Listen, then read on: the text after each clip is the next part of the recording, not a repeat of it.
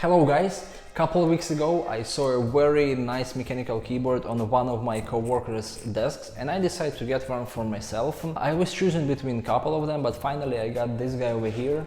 It's the Vortex Race 3 mechanical keyboard. Just to let you know, I'm not paid to do this overview and you will understand why in the end of the video. There are some funny and confusing things about this purchase, but anyway, let's start from the price, and that's where the first confusion comes. Let me just grab my phone, and what I will do, I'll just go to the Amazon as the just a customer who wants to purchase this keyboard. Okay, here we go. I'm gonna open the Amazon app, we'll type Vortex Race 3 and just pay attention to the price. I choose the top one and here we go. Just look on the price, just look on it. In my case, I paid around $140 plus shipment. I think that's the average price for mechanical keyboard, but let's just jump right away to a review.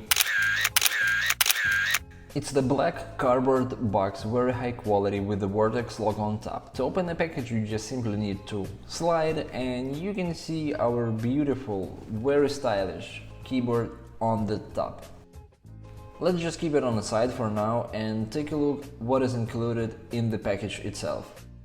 We do have the USB cable, the fitting to raise the keyboard and the set of the RGB keycaps. They're so cool, but we will get back to them in the installation part of this video. It's very nicely done, very stylish, minimalistic, 75% keyboard. USB connector is located on top next to the escape button. Keyboard has 4 rubber feet and 2 additional ones. They are very easy to install with the Phillips or flat screwdriver.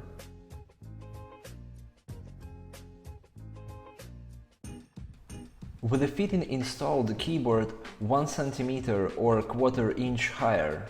The metal color and the quality is pretty equal to the Apple computer ones, so if you want you can just compare it. If you want to switch between OS systems, you just can press function W for Windows, function L for Linux and function M for Mac. Here's the deal, Vortex ships this awesome keycaps, but there is no keycap puller, so you actually cannot replace them without any side tool. I hope that in the future they will include some, but for now I just came up with my own solution. It's just like a simple credit card that I will be using in the process of replacing this guy. So here we go.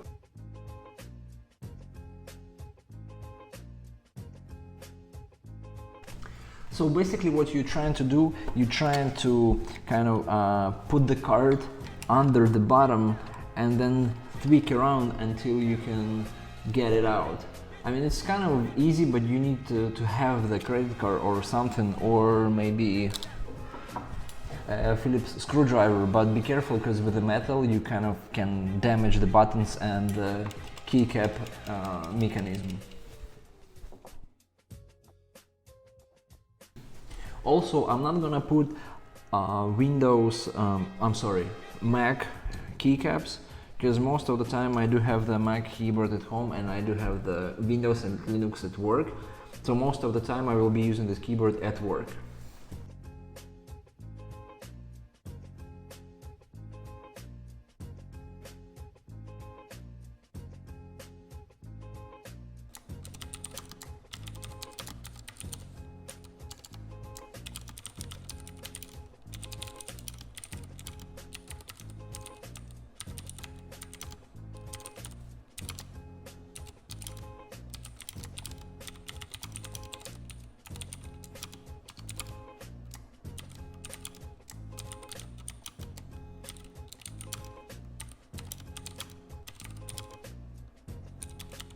Let's do a sum up.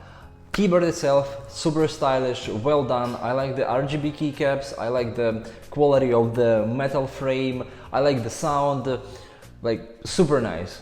The only two things are, first is the Amazon price. They definitely need to fix that so the end customer won't get confused.